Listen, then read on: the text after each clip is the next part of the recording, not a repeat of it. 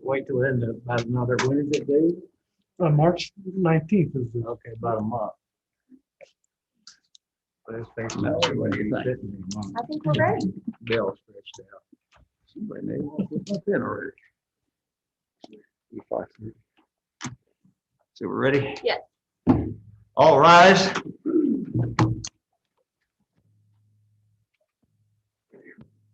And the invocation tonight will be Andy Lamble from the First United Methodist Church.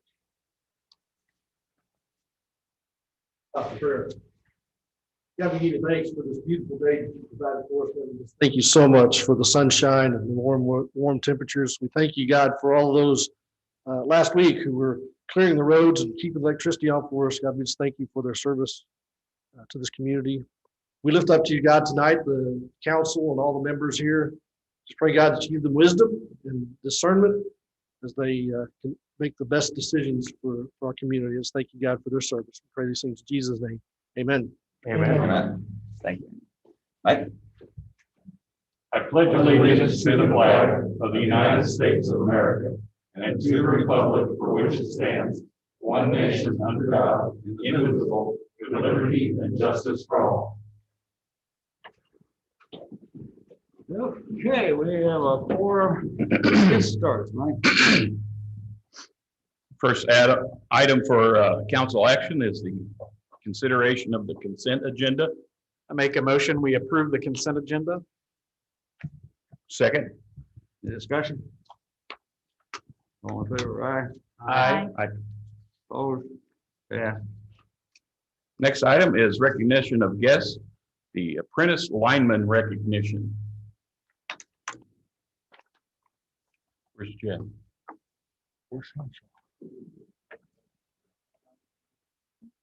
There's Jeff. He wanted to make an appearance. Sorry about that. Tonight we have our three newest apprentices. If y'all would come up, Nick, Keeling, and Tim. Why don't you come up right over here?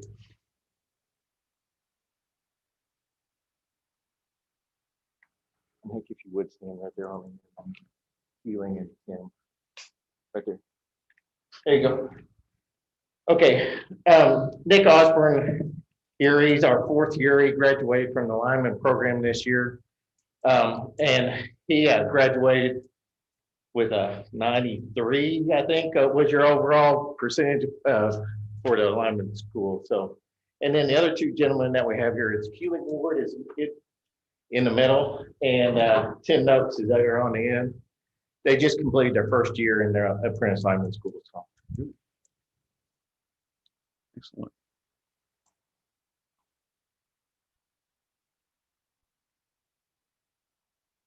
Yeah, graduated to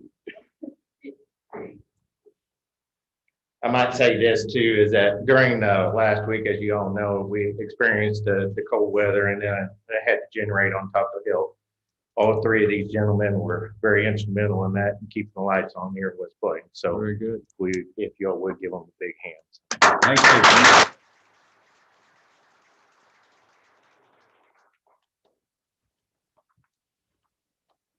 you. Okay. Now we have reading of the bills. Bill 4676 to become ordinance 4676. Second reading. An ordinance to repeal and replace the existing purchasing policy, ordinance 4239 for the city of West Plains, Missouri. I make a motion, Bill 4678 become ordinance 4678. Second reading. Is that right? What do I That's get? right. 76, right? Isn't it? 4678. 4678. Good second. I'll second that. Good second. Yeah. Yeah, we Good second. Okay. Okay, Todd. Council purchasing manual, as I presented it last month, literally, I want a all-in-one comprehensive document that everybody can use, whether they be a general public wanting to know how we buy stuff, whether it's an employee wanting to know what I have to do to buy stuff, whether it's a vendor wanting to know what are the rules that I bid on something. I put this together. It's been floating around for a month now. There've been no comments on it, concerns raised on it. So like I said, as there's been no changes to it, I make the recommendation that, like I said, we move forward with going with it as it is. Does council have any questions for me? No questions, I guess. Any discussion? Okay, Mallory? Bill 4678 become ordinance 4678, second reading. Cotter, Yes. Topliff, Yes. Neese. Yes. Merle, Yes. Holman. Yes. Bill 4679 to become ordinance 4679, second reading. An ordinance vacating two portions of right-of-way along Worley Drive in West Plains, Missouri. I make a motion, Bill 4679 become ordinance 4679, second reading. I'll second it. Emily, oh, God. Yeah. There we go. I'm here tonight. Getting her name down here. Go ahead, Dustin. These are the two small sections of right of way that we presented last month along Worley Drive that was beyond the right of way bounds that we needed for the road construction. So if you guys have any additional questions, and we've not had any comments from the public. Anyone have any questions or comments? Mallory? Bill 4679 become ordinance 4679, second reading. Cotter, Yes. Topliff, Yes. Neese. Yes. Merle, Yes. Holman. Yes. Bill 4680 to become ordinance 4680, first reading. An ordinance of the city of West Plains, Missouri to amend chapter 6, animals and fowl, article 2, dogs of the code of ordinances for the city of West Plains, Missouri by adding a new section 6-53 requiring dog license and tags. Make a motion, Bill 4680 become ordinance 4680, first reading. Second. Brad? Thank you, council. So this proposed ordinance would require that all residents residing inside the city limits of West Plains to register and tag their dogs with the city of West Plains on a yearly basis. This registration process would begin April 1st, and the tags would be good through March 31st of each year. The April start date would hopefully coincide with the local low-cost rabies vaccination clinics, which typically happen in the month of April. Upon registration, the city would provide free of charge a tag to affix to the dog's collar that would need to be worn at all times while the dog is outside of the residence. The tags would be categorized by number and color. Each tag would have a number associated with it, and a plain silver tag, such as this one here, would indicate that the dog has not been spayed or neutered. And then a colored tag, such as this one, would indicate that they have been spayed or neutered. The only exception of cost would be for replacement of the initial free tag, and a fee of $2 per tag would then be charged. The importance of this ordinance would effectively ensure that dogs inside the city limits are vaccinated by a licensed veterinarian against rabies, and that would be one of the requirements for registration. Public safety as a whole and the upcoming dog park are driving factors for this ordinance. Having a dog registered in our database would have owner and dog information readily accessible to the West Plains Police Department and the animal control officer in case of lost dogs, dog bites, and occurrences at our dog park, and many other instances that may occur. Should this ordinance pass, it would be instrumental in keeping West Plains proactive in its animal welfare, and it would also keep our citizens and dogs safe and promote responsible pet ownership in the future. Anyone have any questions? So where would the licensing be done? So one of two places right now, we would either have that done at the animal control facility itself or also at the utilities counter at City Hall here. And that would be during normal business hours. So what arrangements will be made for a person that does not drive as a dog? We could make arrangements at that point in time to meet them at their residence to have that done. So we're going to try to be very accommodating. I know this is a new thing for the city, but there are a lot of cities much larger, much smaller than West Plains that already have these ordinances in place. And I think just the public safety factor in it, it's something that needs to be done. But also with our upcoming dog park, it's a necessity to make sure that that place is properly ran and we can sufficiently do what needs to be done to have that safety factor. Thank you. Any other questions? Mallory? Bill 4680 to become ordinance 4680, first reading. Cotter, Yes. Topliff, Yes. Neese. Yes. Merle, Yes. Holman, Yes. Mayor, Brad, please stay. Thank you. Okay. Brad's unfortunately leaving us, and he has done a tremendous job. So this would like to highlight a few things. Brad started with the city of West Plains in August 2006 as a seasonal employee with the Parks Department. In 2008, he transferred to the West Plains Police Department, where he served as a part-time parking violations officer and nuisance officer. In 2012, Brad took over as the animal control officer on a full-time basis. Brad immediately began a communication network to establish transparency with the animal control program. He wanted the public the ability to get an inside look into the animal control program. The following are some of his highlights. Use of social media on Facebook to increase exposure of the animal and increase adoptions. Began a network with other no-kill shelters. In 2014, Brad received an award for most outstanding animal welfare agency in the state of Missouri through Missouri Animal Control Association. In 2015, he was again recognized by the Missouri Animal Control Association for continued improvement and success to improve animal welfare.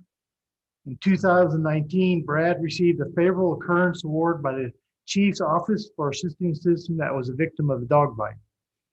In 2020, Brad obtained a grant through the Humane Society of Missouri to publicly destroy our gas chamber that has not been used since 2012.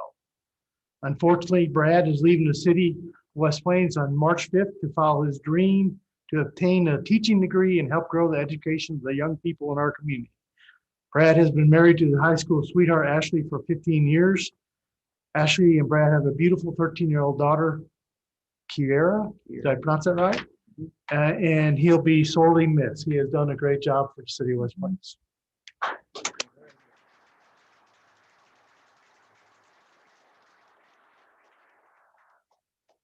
Thank you, Brad.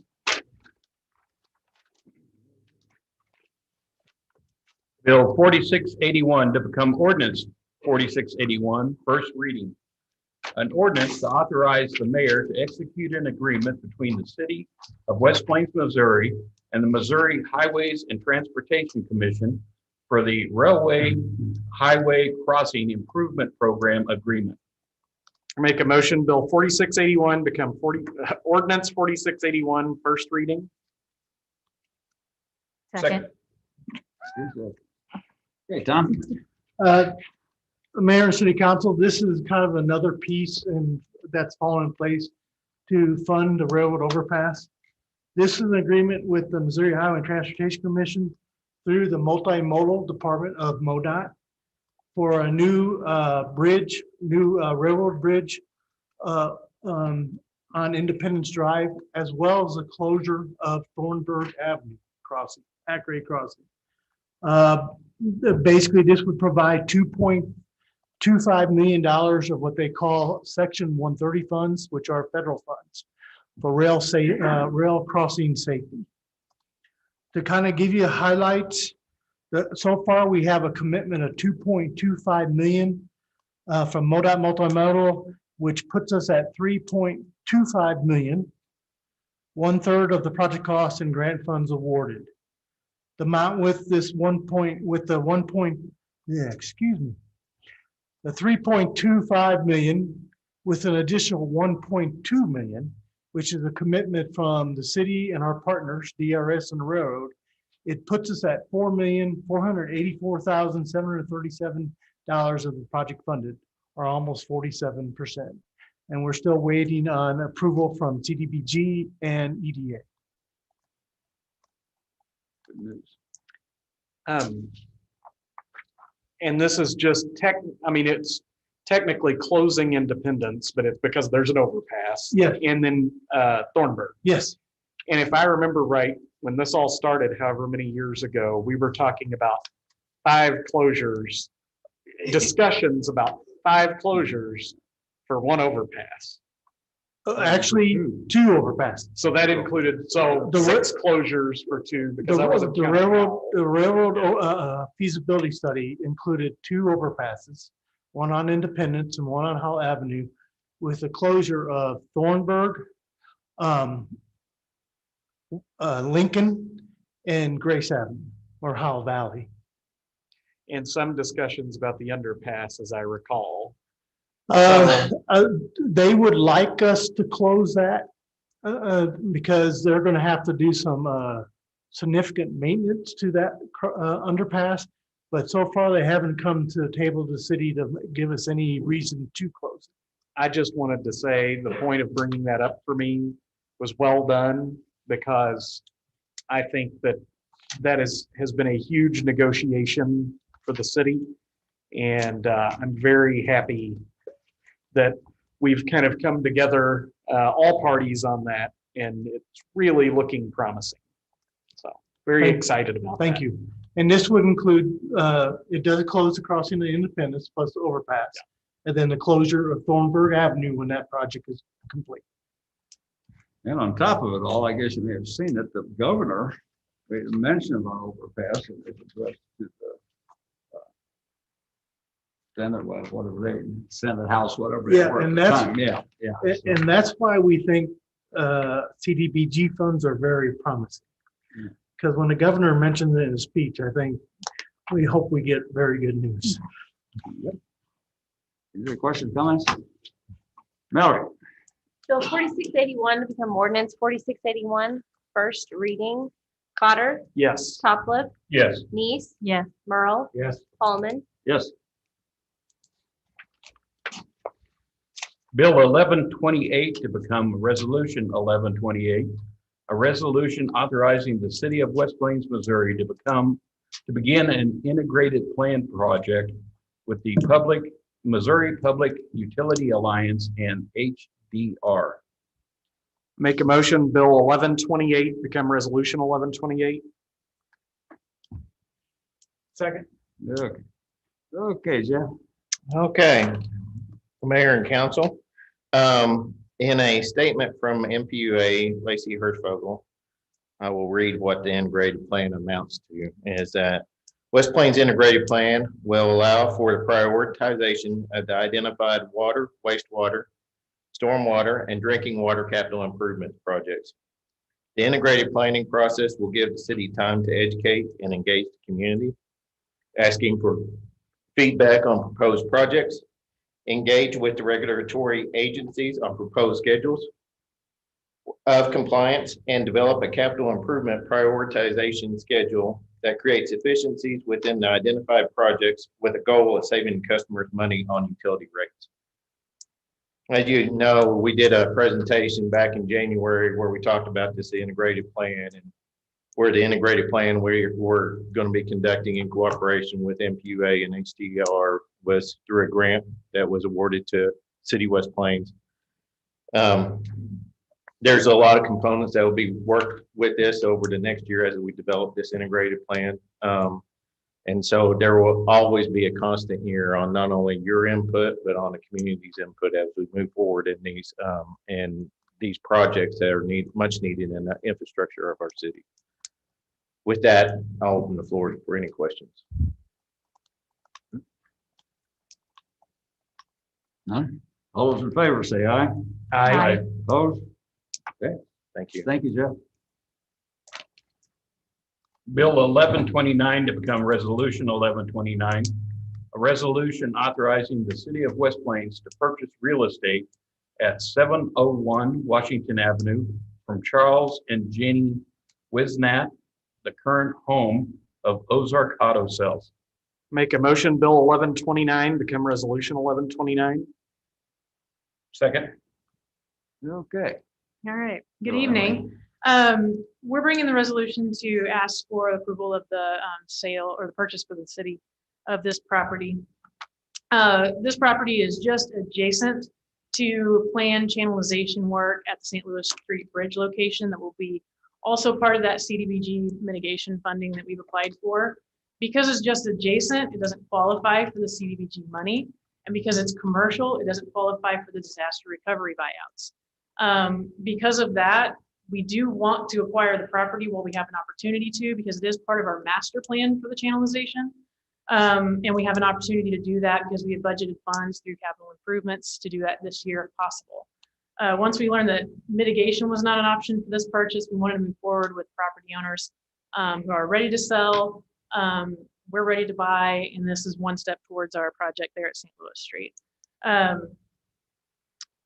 The way that we went about this was like it was a buyout though. So what you've seen is that we had the appraisal done on the property as well as offering relocation assistance, which is standard with the buyout process. So we decided to try to make it more palatable for the owner, that would be something that they would work with and agree to, and we're willing to work with them on a couple of things that they've asked on closing dates and things like that. But all in all, I think it's a win-win for everybody. So what will the land be used for if we authorize the purchase of that? We're going to treat it like it's a buyout property, so we're not going to put anything on it. It'll be just green space. And also it could involve widening the channel, Yep. some channelization work and all that. It's just going to give a lot more freedom to kind of notch back in there when we're ready for that part of the program. And is the city looking at buying the other side of it Yes. as well? Yep. So that is commercial over there too. So Yeah, what is we're the looking at difference? that whole area. And like I said, where we're at with St. Louis Street Bridge, coming towards the Washington Avenue Bridge, we can get all that qualified with the CDBG mitigation money. It's everything to the other side of it that we're having difficulty. It's all part of the master plan. So as we kind of get stuff built up towards it, that's where we want to get. Right now, the initial project is going to be St. Louis Street Bridge and the immediate area around it. And then as we are able to get new funding and new, possibility for our own projects, we want to kind of keep that project going all the way up the creek. Thank you. Any other questions? All those in favor, say aye. Aye. Opposed? Yes. Thank you. Bill 1130 to become Resolution 1130, a resolution to approve the use of the west end of the City of West Plains solar farm to be used for shade by cattle by the adjoining property owner, Rick Hoover. Make a motion, Bill 1130 become Resolution 1130. I believe the item says ordinance, but Resolution 1130. Sorry, we'll No, correct that's that. okay. Oh, I'll second. Got a mouse. Okay, Jeff. Okay. So this resolution is contingent on Mr. Hoover signing an agreement to allow for a 30-foot by approximately 250-foot right-of-way agreement that extends from the Hoover well to the solar site. The Hoover well is where we currently have city power at. Currently, it's three-phase power that runs that well. We'll extend that three-phase power up to the solar site in that right-of-way. So in exchange, we will be entering into the agreement for this shaded area, which adjoins his property for him to run his cattle on, basically is what it amounts to.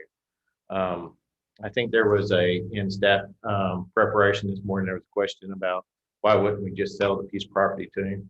Well, we can't sell that property because it's tied back to Missouri DNR because of the landfill. So anything of that parcel cannot be sold off because we're because of the landfill and its contingency of closure. So, any other questions? Was there interest from anybody else to use that property for other purposes? No, he asked for that as the shading agreement. And then in conjunction, we just we said basically, well, we need this right away to extend from our current property up to our property for a solar farm. So, And Johnny, we can't sell it. We're just leasing it and Rick's the adjoining property all the way around. Yeah. So it's really all it is a shade. So how much is the lease? there's no lease involved. It's just an agreement. It does agreement really is, As long as that family owns, as yeah, long as the family has cattle or has interest in that, they can have sole benefit from it for the next. for perpetuity. Yeah, as long as they own the land next to it.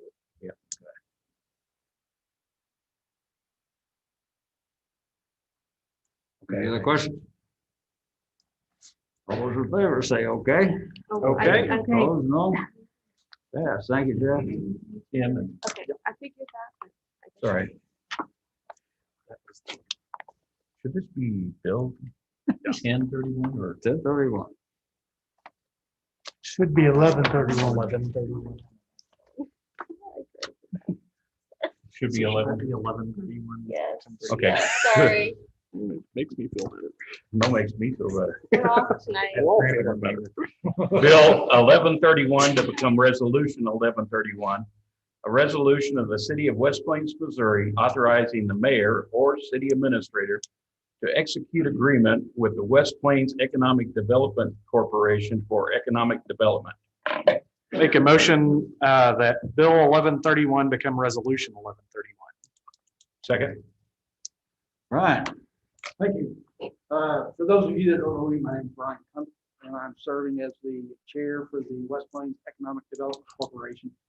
And just want to come before you, the West Plains EDC was formed in 2018 as a public-private partnership.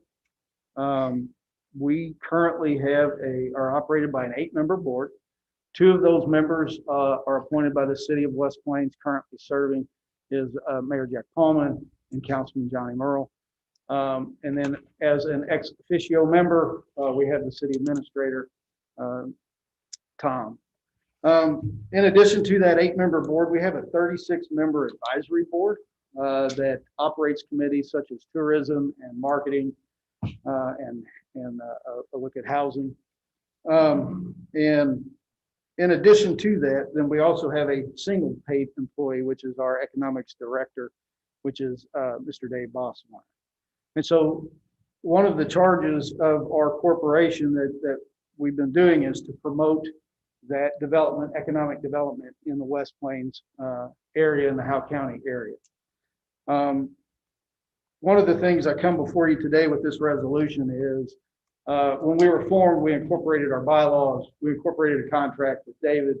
And one of the things that was never finalized or formalized is a contract with the city of West Plains in terms of how that partnership would interact between, like I said, between the public and those private donation entities. And so today is basically asking that through this resolution that agreement be formalized between the Economics Development Corporation and the city of West Plains. Any questions? Mayor and city council, may I? It was always our intent to have an agreement between West Plains Economic Development Corporation and the city. That ball was dropped for some reason. I don't know why, so that's my responsibility. But when this started, it was for a 3-year term, which ended in 2021. Now they're asking for a 1-year term based on also extending Dave's contract for 1 year. I think Ryan would agree there's a lot of administration stuff that needs to be done and from their standpoint and ours and clearing things up. So it runs smoother. I guess for me, I'm not going to be able to support an extension of the contract just because I feel like after 3 years, kind of getting your act together should have already happened because we're dealing with tax money. One of the issues I've had continuously since the development of this group is that this is not just a West Plains corporation.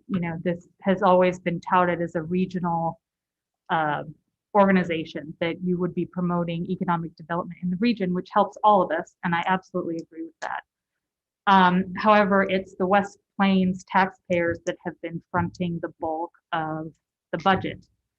And there's been that promise that pledge money from the region would be coming in. And I've asked several times to see what those finances look like, and I've not received them. Most recently, I sent out an email to all of City Council and Tom asking some very pointed questions about the organization,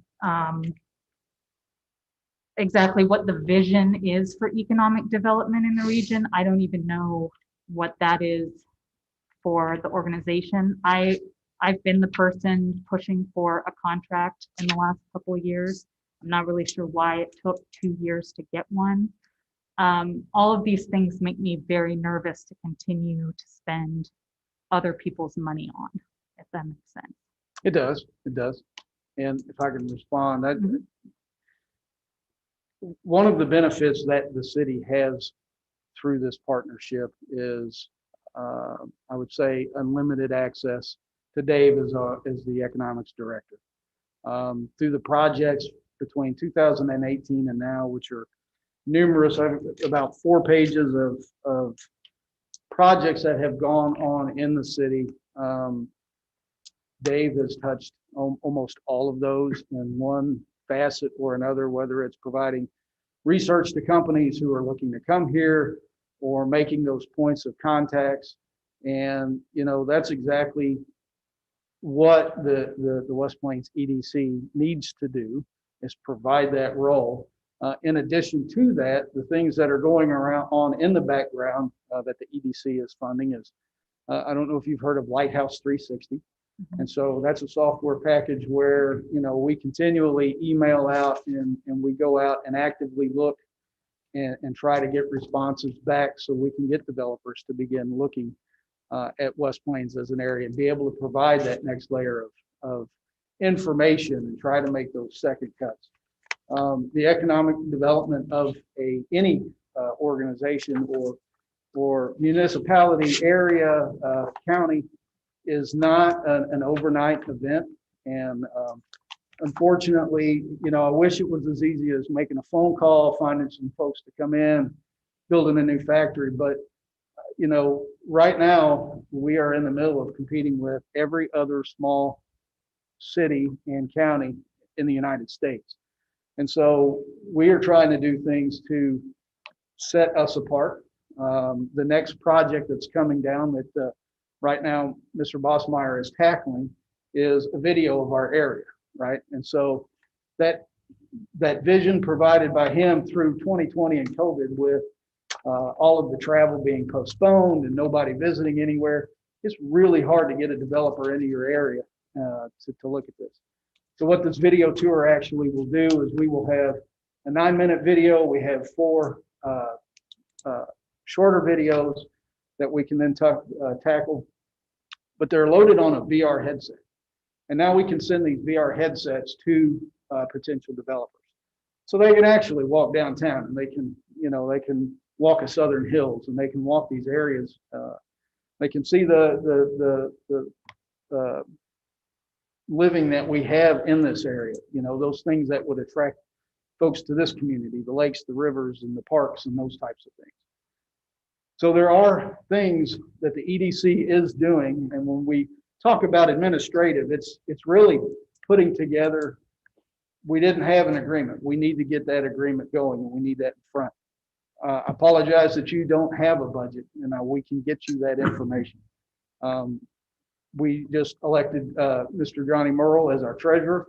Mike Topcliffe was a former treasurer. So we will have, access to that information. So what is the plan to get more resources from other funders? Sorry, can you? To get more money from other funders in the area? So one of our subcommittees is a fundraising committee. And so part of that is going out and talking to the local and the area businesses to contribute, and a 3-year contribution to the EDC to continue funding. Because with our budget outlay, those private contributions make up about 2/3 of our total budget. The prior contributions make up 2/3 of the budget? Is that what you said? Yes. So in the last 3 when you look years? at our operating budget, 2/3 of that will be private. That's the future plan, or that's what has happened in the past? In the past and current. Because I'd love to see those numbers. Okay. That would be nice. I understand that economic development is kind of an abstract, there are a lot of moving pieces. Dave, that first year when Dave was hired, he did a lot of asset mapping in the area, got a lot of data together, which was great. We had not had that before, had set up the website. And I feel like there was a lot of momentum that first year. And so he acquired all of this data, and it just doesn't seem like that data has moved on from being just data. I've just not seen a plan of how the EDC as an organization is looking at economic development within West Plains and the region as a whole. And so I'm wanting to see movement in the area of taking that data, getting to that next level of economic development in the Well, area. and that's what we did primarily through the Lighthouse program is we have to have a forum. Once we collect the data, that's step one, is to be able to describe our area in statistics that developers are going to look at. The next step then was Lighthouse, because now we have to have an active portal to reach out to those developers and those folks that are looking and be able to go to those trade shows. So all of that was happening in 19. Going to those development conferences, if you will, getting on Lighthouse, receiving those inputs, and that's where that data goes. That data is then sent to those folks that say, hey, I saw your first look, I like it, what's the next step? And we're able to send that to them. And so that's every month Dave reports out on the number of folks that we've had hits on, how many repeat hits, at what next level, at what level of emails we've been able to send out that information. And so it is, I understand, and it seems to be a bit ambiguous, but there is activity going on. I got an email from Dave today that says, hey, we're one of the folks that he's continually looking at has finally said, you know what, when travel opens up, we would probably like to come look at your location. That's fantastic. And so, again, it's very hard to show that, but again, that participation level, and that's why we ask in the development of the EDC, the West Plains EDC, when it was put together, was to have that active participation by city appointees so that they have access to that information. They can bring that back and be a part of those roles, those monthly meetings, hear those reports from Dave, and help us set those goals and help us move forward. Well, and I guess, and this will be my last question, I promise. Why don't we just hire Dave? Why doesn't the city just hire Dave? What is the EDC as an organization doing beyond just providing Dave? But before the partnership, we did have, Right. It was 100% our cost. And the fact that we tried to form the partnership for it was the fact now we have the buy-in of a lot of the local companies that are also looking at improvements and everything for the economic development. I mean, this will be a 1-year agreement, so this may be like an annual thing. We'll be this is for 1 year, and basically depending on what WPEDC has clear up some things, it could be renewed every year, or they could basically say, I would like a 3-year, but most likely Ryan and I talked and we're looking at an annual year thing. And then it would give Ryan or whoever the chair is an opportunity to update council on their actions. But I think that's still a discussion point. And that would be consistent with what we do on our other items, With like the chamber in and downtown, yes. and even the health department, So- it's annual. And that's, I'm going to support this because I think that it is still, we're all finding our feet with this, yes, with the chamber board and some other things I've been involved with in the city, I have learned that economic development, certainly we all want it to happen overnight, but it just never seems to work that way. There are some things, and I don't think they need to be added to this agreement this year, but just some things that have kind of come out of this conversation that I think could be beneficial. One, this is just what I noticed. I think it would be nice to go on and put in there that the city's providing office space. I don't think I noticed that. Maybe I just missed it. No, it's not in there, but we can do that. Just to where, we're saying that, and also we're providing this person some office space, in this case, Dave. Also, annually, I think we normally get some of that budget information, like Jessica mentioned, that can be very helpful. And I know I get a monthly report maybe for Miles actually, that I think I get a monthly, the minutes, basically. And, I don't know if we all get that. I don't know how I get that. It just comes up in my email once a month. Well, and I thought you all got it. Okay, and maybe we So- do, but making If sure that I'm we're wrong on getting that, that's my fault for not seeing that. those monthly reports, if not something kind of separately from Dave, just saying, hey, I don't know if he submits a monthly report, but something like, this is what.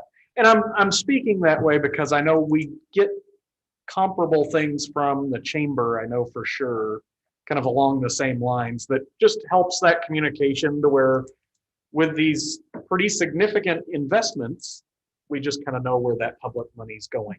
But I want to be clear, I don't think that needs to change right now, but just some notes for next year's agreement.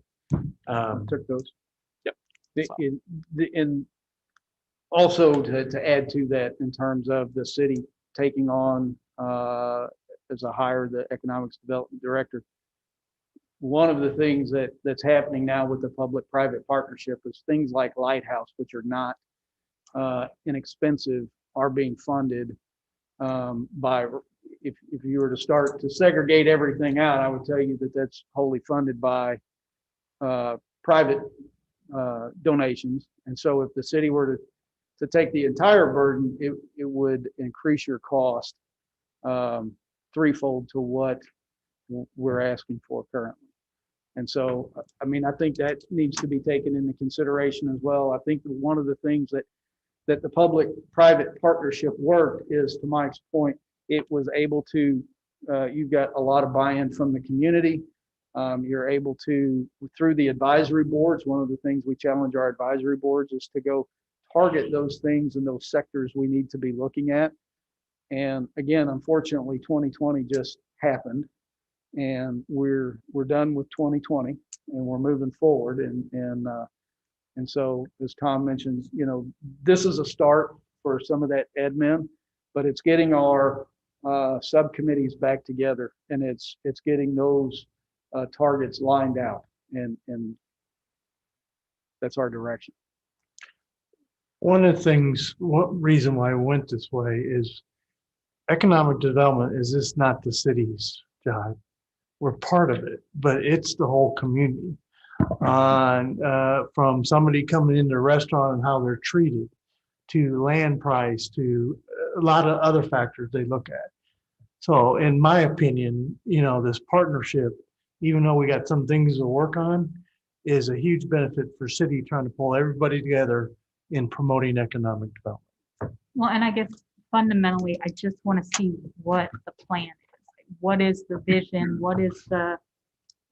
How do you even define economic development? I mean, so many people have different views on what that means.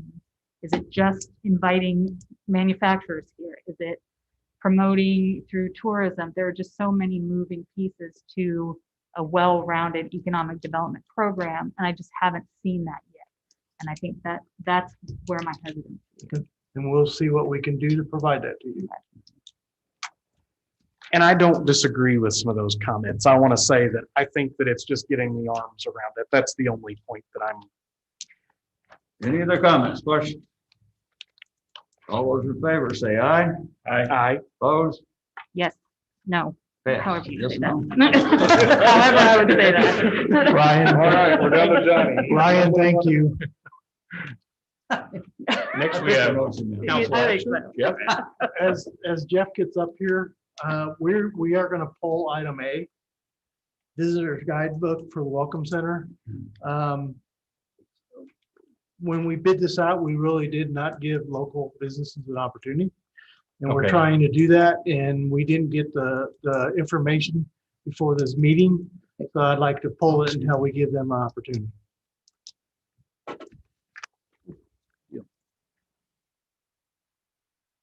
Okay, after that, the first item I have is contracted mowing for the Parks and Recreation, Street Department, and Well Department. This is for several parcels throughout the city. Some parcels are bi-weekly, some are weekly. The intent of the contract is to start April 1 and go to November the 30th of this year, 2021. As you can see there, I do have 4 bidders. The low bidder is Ozarks Landscaping, Michael Dancer. He has mowed for the city, contracted mowing the last 2 years. We're happy, we're satisfied with the work. But I would recommend Ozarks Landscaping at $148,500.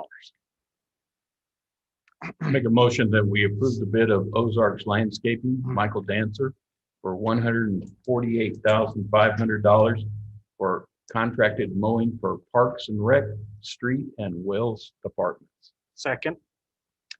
Any comments, any questions? I got a question. Why don't we hire our own to take care of the mowing?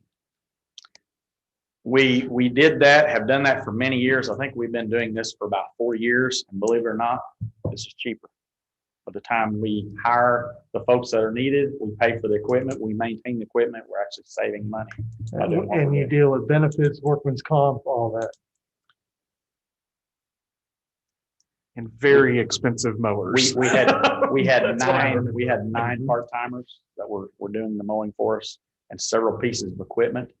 And this 148.5 is just a little more than what we were paying in benefits and wages for those 9 people for the year. When we started, Johnny, we did a comparison of our cost and the cost of outside. And it proved to be cheaper to go this route than us. Than just hiring all those extra people. Because then you get into workman comps issues and all that. Thank you. Does this include, and I apologize, I'm not sure if there's a schedule for this, but mowing out the channels and keeping them clean? Like the creeks and Yeah. things. It has No, nothing does to not. do with this. We'll still be doing that. Okay, This is just mowing, weed eating, things of that nature. okay. And Jeff, did you mention something about the budget? Is there a budgeted amount for this? I don't have the budget amount in there because that is something that we're going to be working on in the next week or so. Now, I will say that the city cost in this is $144,090. The utility cost is $4,410. But this is what will be put in next year's Yeah, budget. So exactly. We're budgeting for next year on this. Exactly. Any other discussion? All those in favor, say aye. Aye. Opposed? Yes. Okay, the next item I have is a fuel monitoring system for the West Plains Regional Airport. And I'm just going to touch on some things here of Brian Mitchell's summary, and you guys may have already gotten that. It would allow us to monitor the tank fuel levels with leak detection for accurate reconciliation of fuel and detect moisture in the fuel as well. Currently, our 2 guys, they come in even Saturdays and Sundays, and they have to check the fuel levels, check for any leaks, check for moisture, basically is what this system would do. This would also be our reporting tool to DNR, weights and measures. And they have got 15,000 budgeted for this. And with the 3 bidders, as you can see, Mid-South Steel is actually the low bid at $14,007.50. But they are asking the city to provide the excavation, conduit, and wiring. And that's just something that we would rather not do. We would rather them do the turnkey project. If we do have any issues, that is on them. So I am recommending Newmeyer. They have the lowest and best bid at $16,163.19. And Jeff, may I clarify, we did bid this as a turnkey project. We asked for the complete project to be done. That's And correct. this is a one-time shot. It's good for how many years? DNR said that they had, gentleman I spoke with, this was about a separate issue. I was questioning the fact that if we got this, if we got this in place, would that take care of our weekend, guys coming in, holidays, things like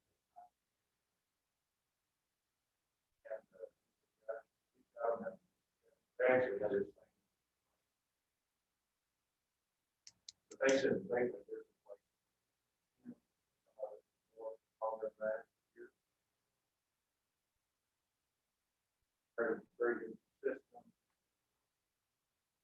problems with it. So it's not an annual redo. Okay. And if we, in the future, one of our items in our master plan for the airport is to get the underground tanks out. It's 35 years old now, 30-year life expectancy, so it's past, way past. So, I mean, we're looking at that now. If we put that in a above ground system, the same tank monitoring system, we would, I mean, save us a little bit of money. So have we been able to, by human evaluation, determine how much we're losing or how much moisture is getting into? Yeah, and what we have to do is we have to send that into Elo, name of the company. We have to send that information to all of our staff, and we have to report monthly to them. And so when we do that, then they give us I get a monthly report and I get a year-end report. And we have to send that information to the ER. But this should save us also from having, this will be our reporting system. Instead of having to go to a third party. Either have to have a reporting system such as this, we have to have a third party. So we can't just, I guess, kind of fix the books and say, oh, yeah, that's all good, I guess. So you send all that information in, of course, because of the levels, they have a margin there. That's how they found, they did have a little finally, that's how they found that.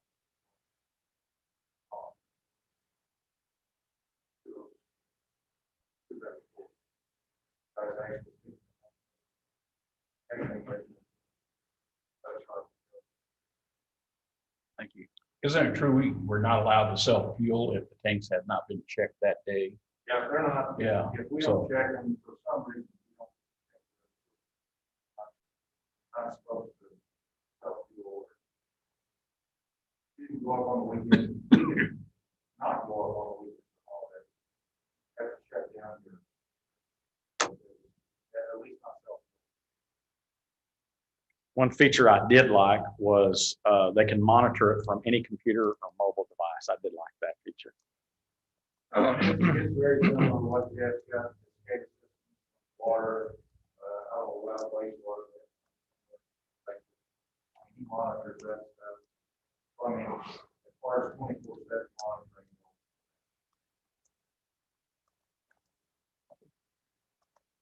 Any further discussion? All in favor, say aye. Aye. Opposed? Pass. Hey, I have gas control valve upgrades at the generation plant. I didn't have it on your bid tabulation. I actually got the number later, but Jeff has $160,000 budgeted for this if it's approved. This is for 4 natural gas valves. As you can see, I have 3 bidders there. Ethos Energy is the low bid at $108,639. We are recommending Petrotec at $129,489 because they included the valves, commission, and installation labor. Ethos did not include any install. We did, when we went out for bid, we did ask for a turnkey project as well on this. That's why I am recommending Petrotec at $129,489. If you have technical questions, that's probably going to be a Jeff Hanshaw question, but Sorry, Jeff. we would try to answer whatever you have. Make a motion that we approve the bid of Petrotec of New Orleans, Louisiana for $129,489 for gas control valve upgrades at the generator plant. Discussion? All those in favor, aye. Aye. Opposed? Pass.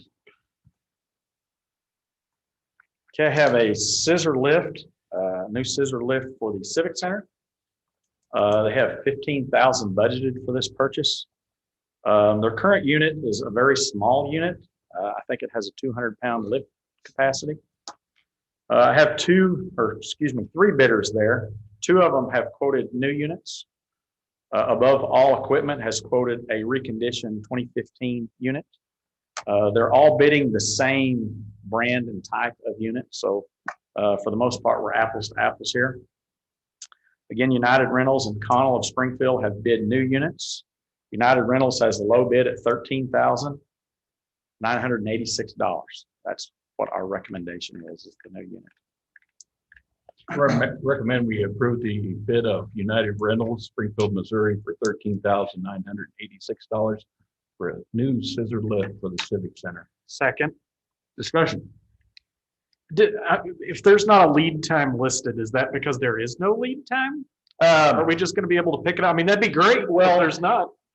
I would honestly, I assume 8 to 9 weeks. Okay. Because it's the very same unit that Connell is quoting. So I'm figuring 2 months is what I'm figuring on that. They may have one on the lot, but I doubt it. I thought maybe. But they did not provide that. Okay. Your discussion? All those in favor say aye. Aye. Opposed? Yeah. Have steel poles and foundations for inventory. This is simply to replace what we've used. This is for 8 poles, foundations and hardware. The 5 bidders, Harry Cooper is the low bid at $28,648. Make a motion that we approve the bid of Harry Cooper of Springfield, Missouri for $28,648 for steel poles and foundations for inventory. Second. Any discussion? All those in favor say aye. Aye. Opposed? Yeah. Hey, the last bid item I have tonight is water slide and structure restoration for the aquatic park. As you can see, Mike has $200,000 budgeted for this. I have 6 bidders. This is to clean, prep, and paint the structure, clean, prep, caulk, and paint the slide. Also clean, prep, paint the frog slide, and mobilization.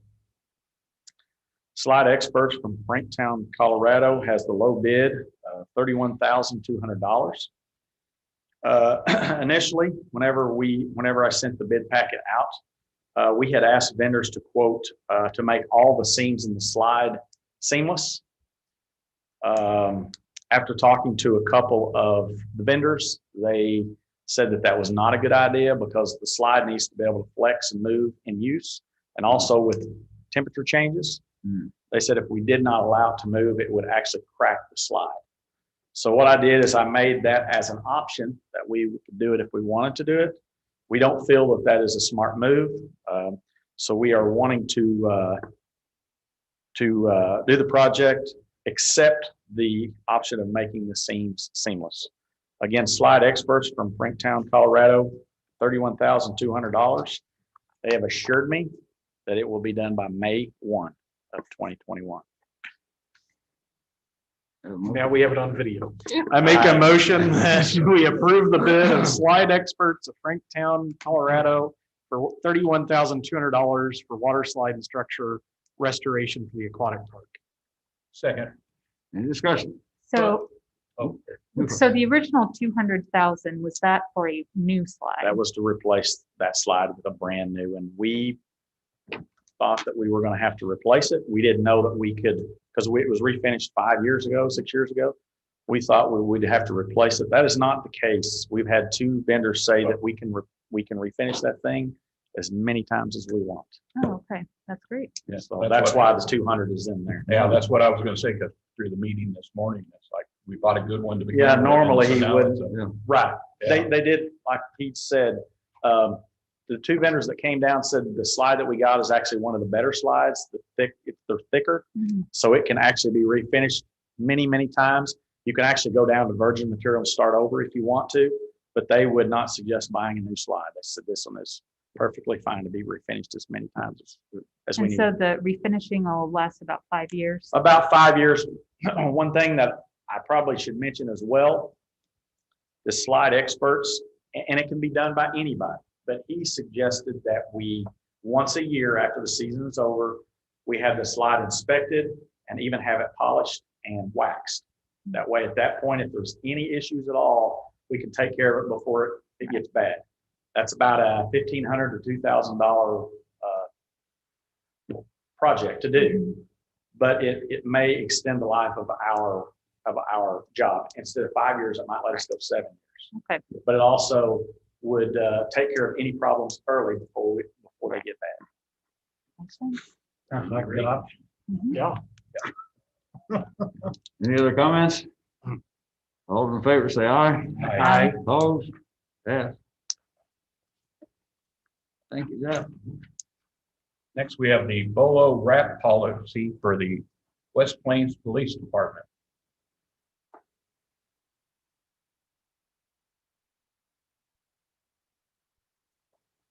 Good evening. I provided each of you a policy on the remote restraint device. I thought with this device, I would like to show you the device so you kind of know, just from reading this, how we would be able to use it. West Plains is no different than any other area of the country. We're starting to see a lot more people with mental crisis. The instruments that we presently have, when we have somebody in a mental crisis that is not cooperative, is pain compliant devices. This device, as you'll see, is not one of pain compliance. As an instructor, they did 6 deployments on me and there was absolutely no pain. So it is truly a device that we can restrain somebody. They basically say it's like throwing handcuffs in the air and securing them. So You'll volunteer, right? I was kind of hoping so. I know. Please. Do it outside.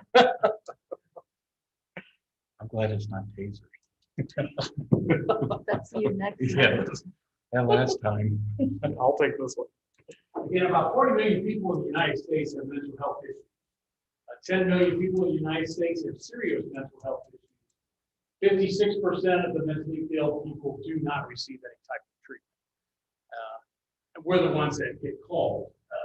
I always tell my officers, these people are not criminals.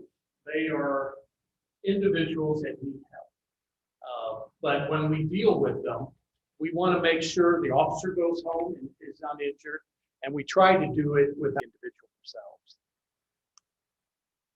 Over the past 2 years, we have put all our officers, the majority of our officers, through CIT, which is Crisis Intervention Team training. That was not in this area. We got a majority of our officers. We do have another training thing planned, but again, due to the pandemic, that was canceled. But it teaches de-escalation techniques and how to talk to somebody that is in some kind of crisis. That it teaches the officer to deal with that individual. From the verbal commands, if we don't have cooperation, we got pepper spray. I can tell you, every one of the officers in the academy has to be pepper spray. It is not pleasant. Now, it's effective, but it is painful. It takes about 30 minutes to get it out of your eyes. It's basically cayenne pepper, a very strong stream that gets in your eyes. From there, we have tools like the pepper ball, which again is an instrument that you're deploying that is causing pain.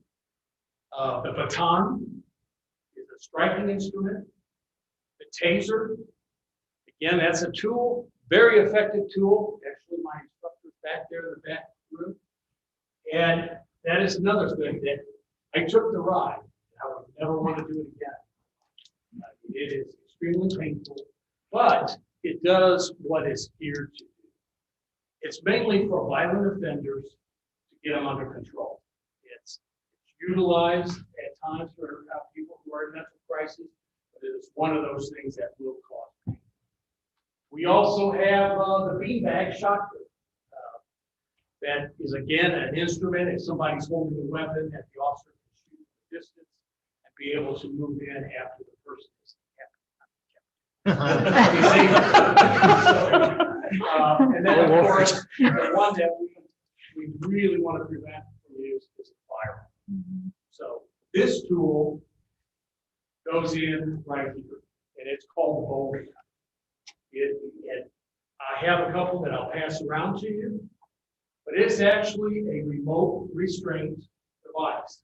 It shoots at 8 foot Kevlar fan with 2 weighted, and they've got 4 size 6 treble hooks on them that wrap around and catch into the clothing, restraining the person until the officer can get in there safely. and take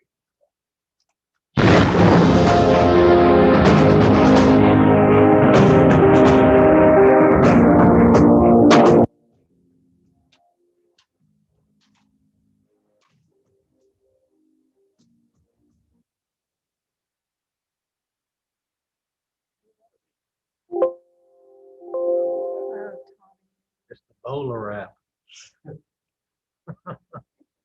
Stop saying I'm not, and you, What do you? Where we at? Which one? This one up here? yes, right here.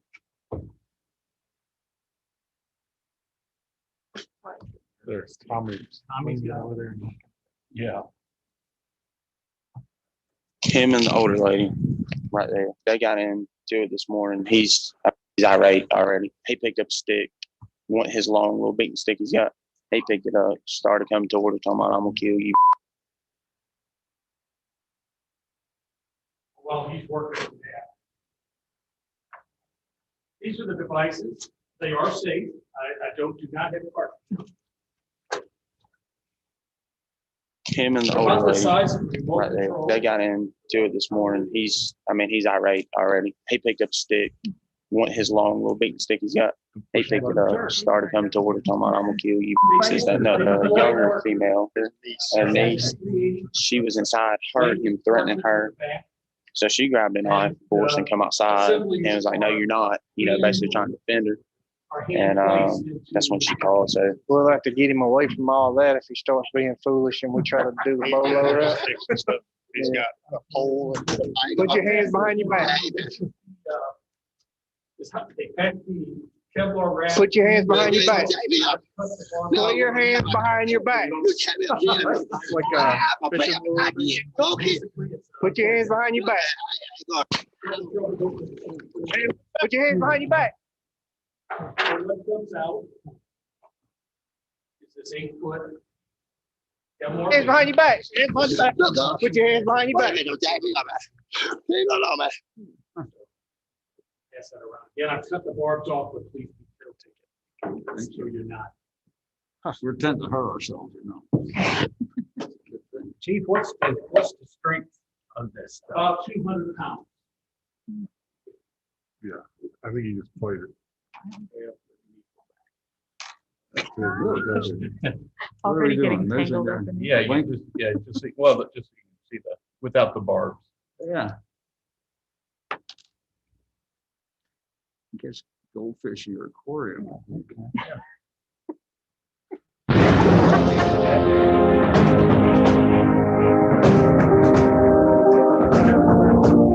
There are restrictions.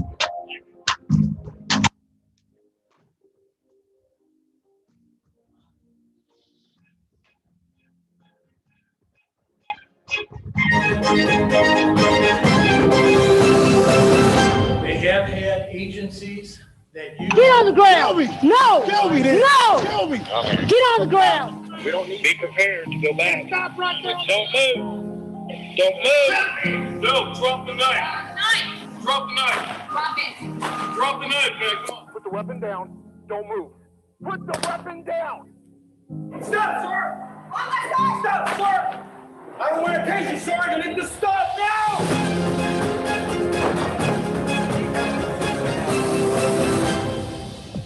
Several years, they're just starting to catch in because of everything in the media. So because it is a non-pain type of compliance, they're starting to becoming much more popular. Springfield has some, Columbia has some. We're like the 5th or 6th in the state that will have them. It's another one of those things that started very heavily in the East Coast and is moving across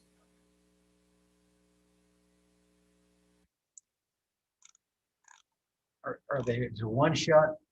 him and the older lady right there. They got into it this morning. He's irate already. He picked up a stick, want his long little beating stick he's got. He picked it up, started coming toward her, talking about, I'm gonna kill you. This, that, and that. The younger female, niece, she was inside, heard him threatening her. So she grabbed a knife, of course, and come outside and was like, no, you're not, you know, basically trying to defend her. And that's when she called. So we'll have to get him away from all that if he starts being foolish and we try to do the bolo route. Sticks and stuff. He's got a pole and. Put your hands behind your back. There's an error. Put your hands behind your back. Put your hands behind your back. Put your hands behind your back. Put your hands behind your back. So the officer knows before he deploys it exactly what part of the body that it's going to go. Hands behind your back. Hands behind your back. Put your hands behind your back. That light doesn't hurt the eyes. Well, you don't shine it. Because it is, it can't hit your eyes. Point that you work on. That'd be part of your training. Yes. Not above.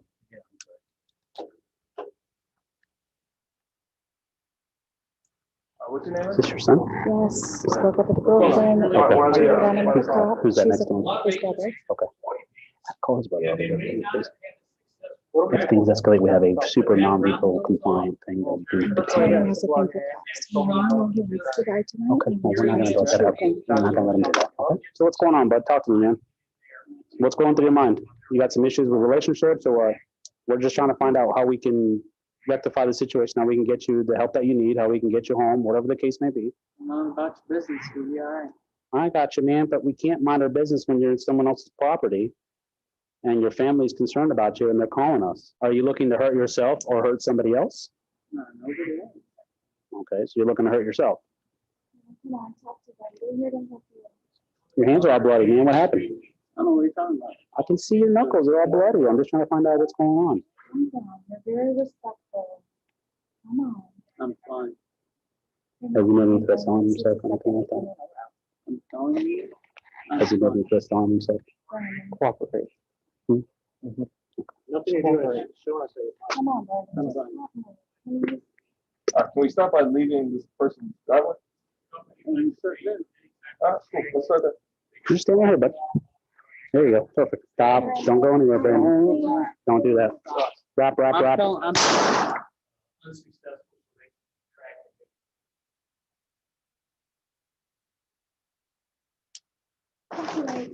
Go down. Get down. Relax. Brandon, put your hands behind your back, okay, brother? Put your hands behind your back. Don't hurt you, Brandon. You're fine. Put your hands behind your back. You're fine. Just put your hand behind your back. And your stomach. Thank you. There we go, bud. Relax. Just like that. Just like that, sir. Just like that. That wasn't a gunshot. That was just a wrap, okay? It's a non-lethal Kevlar wrap to control him. That's all it is.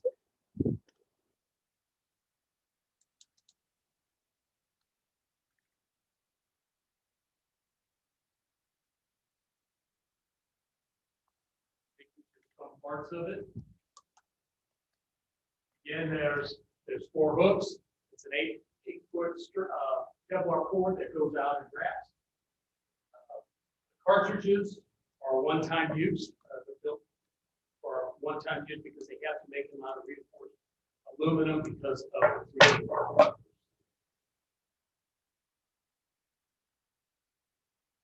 There are several ways to carry it. Several ways the officer can carry it. There's over 300 agencies in 48 states. Territory that currently have them.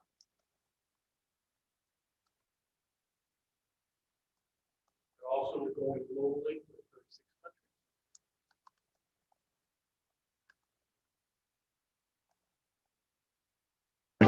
The Bernalillo County Sheriff's Office used a new tool to arrest a suspected car thief. The driver got out of the car. That's when deputies deployed the bolo wrap restraint device. The driver was then taken into custody. A suspect in a downtown Fresno stabbing put 2 people in the hospital before police were able to detain him. He was stopped using a bolo wrap. His immediate response was to grab it, and by that time, our takedown officers were on top of him, placed him on the ground safely, and took him into custody. As he began to run, I already had the bolo wrap in hand. I went ahead and fired down at his legs. The person may be threatening us with physical violence. He may have, or she may have, a stick or some type of a knife, and that will allow the officers, again, to not to have to resort to such things as bean bags, 40 millimeters, or deadly force itself. Even if we have one case, we prevented lethal force from having to be used, it's worth the investment.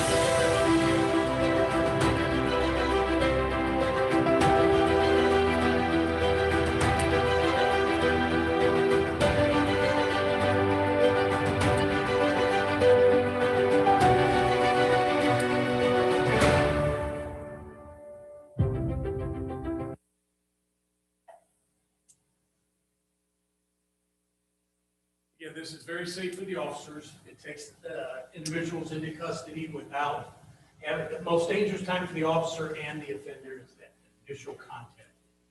We try not to put our hands on it. That's why we have mace, tasers, and now the bolo wrap. So we're not having to have that physical contact.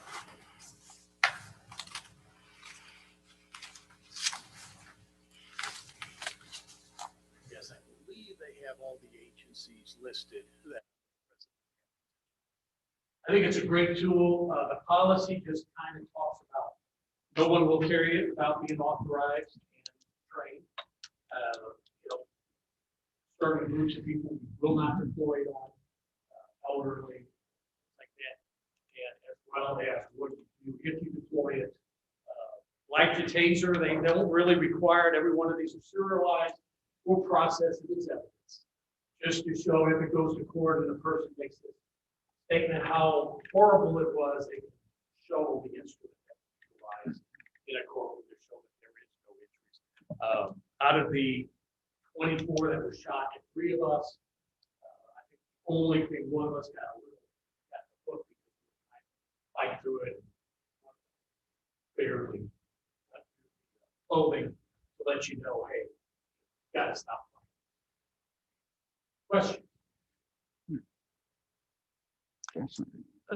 What type of investment are we looking at doing? on this? They were about approximately $900 a piece. We funding that we had within our budget. Okay. We only got 3. Part of the goal purpose of, we're thinking 3, we'll put one out on the street most of the time. Yeah. That's why we're going to try to train 2 individuals out there. There are certain situations where that second one, where 2 people can deploy, one low, one high, so you get them completely removed. We will have the extra one at the PD. One of our supervisors is also an instructor. He'll have third device out. If we have one of those suicides that we feel is cool. And the replacement canisters? Yes, sir. Are they, how spendy are they? They're about $26 a piece. That is cheap. When you look at what it can I think save. the one she said it the best. Yeah, If we deploy it one time, yeah. well, So you're looking at possibly next year's budget adding a little more in for well, this, again, or? we're going to see how these 3 go. Okay. They now have to, we may feel that maybe our CERT team would like to help. Right. Maybe our CIT on each of the squads would like to help. That'll be, we want to see the effectiveness of these 3. See if we can make those 3 work. Find that they're needing more and they're a weapon of choice. Like I said, it has some restrictions. Got to have that clear space around.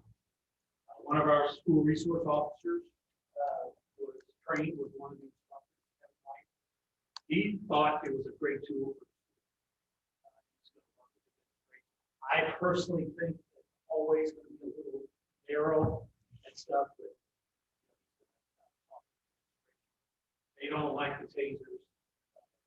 Base affects more than one person. This would be an instrument. Would not cause it. I'd make a motion, we approve the bolo wrap policy for the West Plains Police Department. Second. Any further discussion? Are we, if we adopt the policy, are we also adopting purchase? But we purchased the 3. Okay. To do an analysis with them and bring them out there to check with them. The policy is it's a best practice policy that we've got. Got like 10 policies sent to me. We took portions out of each one of those and roll hours. So I've got a question. One of the things it says in the policy is to avoid elderly individuals or obvious juveniles. Yes. So how would that work in the school? If we have a juvenile that has a weapon of some sort, it would not normally occur, but we could deploy with the supervisor. So, like I said, I don't think the instrument would probably be best served in the schools, but he wants to sit down with the administration and explain to them that this could be a tool that could be deployed. So. Mayor, Chief, if correct me if I'm wrong, but you are planning a live demonstration with media at some point, right? Yes. On you, because I want to be there for that. Well, I don't mind if they do me. But we didn't do it here because of the loud noise, but he does want to do one with the media. I think it's productive to let our community know that this is a tool that they can hear. It's important that we let all our officers gateway things. Like I said, it sounds like when it goes off, it's a blank. It sounds like a gunshot. So we want to make sure if they hear rap, rap, rap, and then boom, they know it's not somebody. With it being a blank 380, now firing that indoors, is that going to cause hearing, like possible hearing problems for anyone that? Well, as when we're being taught, we're hearing protection, not protection, just so we don't do it on the street. That would like It would definitely echo down a school hallway. Yes. And Chief, since apparently will give council a great laugh before I depart, I'd be glad to be the volunteer. After we get them wrapped.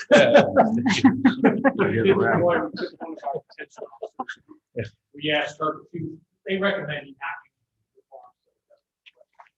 to.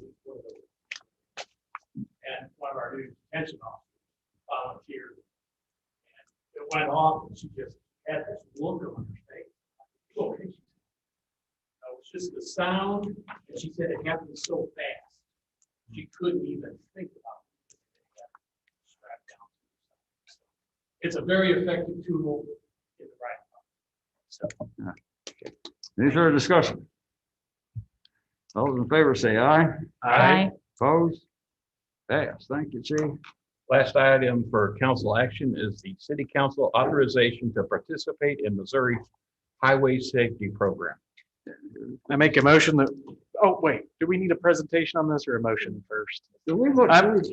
Basically, we do it every Same thing year, we do enter every highway year. safety and Yeah. get your. It's our annual. Just to Basically, jump the gives us gun. permission to participate. They provide overtime, DWI enforcement, speed enforcement, as well as radar tools. And this year, we're hoping that we can kind of get a new traffic trailer that will be able to keep statistical data and things like that. Our current one is very, very outdated, and it's hardly operational. So. I make a motion, we approve the city council authorization to participate in the Missouri Highway Safety Program. Second.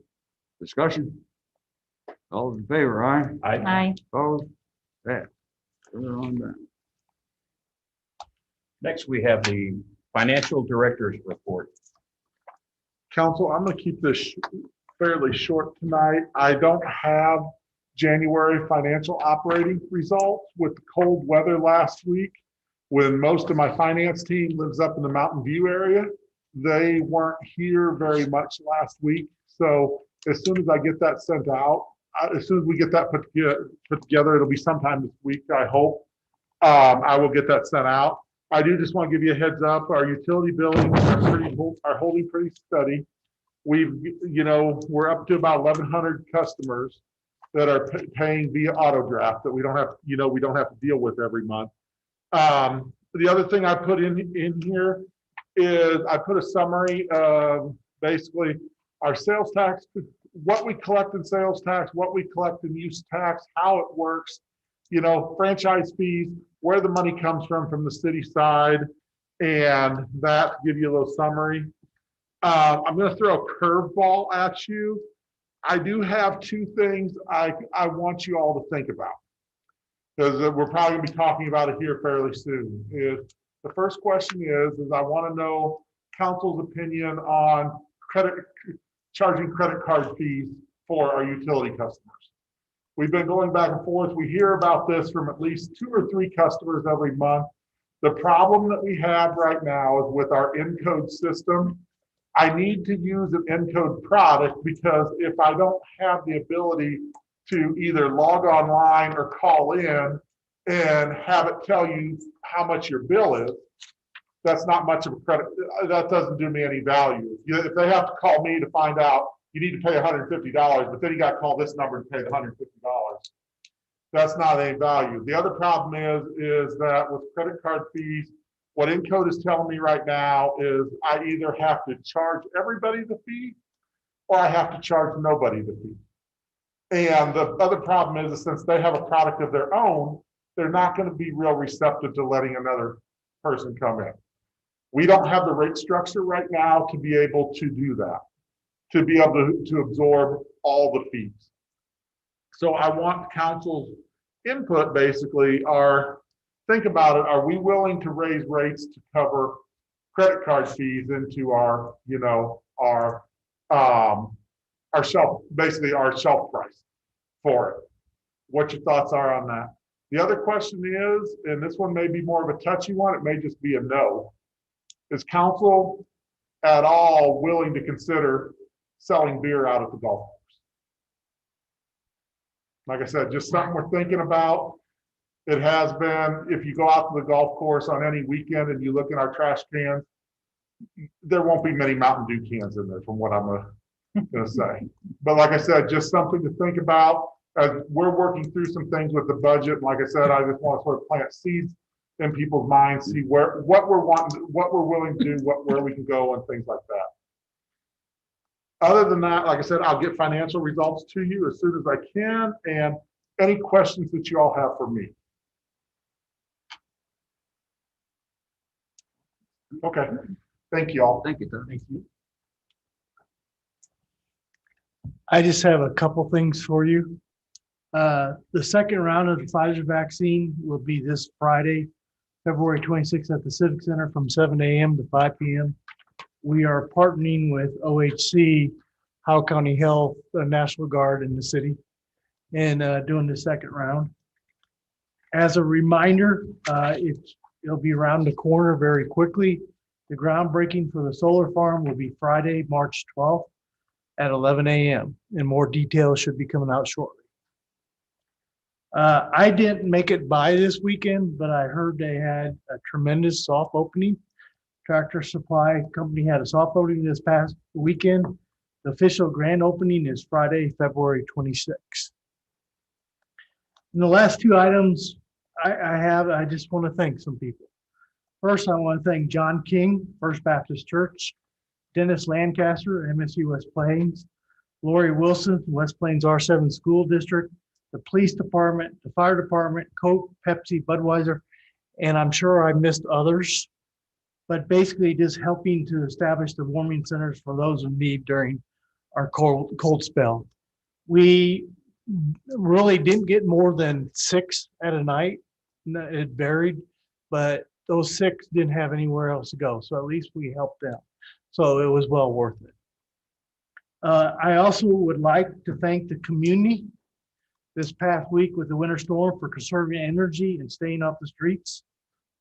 But I also would like to especially thank all the city crews that work day and night in keeping the electricity on, repairing water leaks, which we are still repairing, plowing the streets, hauling trash, and providing other essential city services during the winter event. They were outstanding, and my compliments go to all of them. And Mayor and Council, that's the end of my report. Thank you, Tom. Anything else? Come forward to council.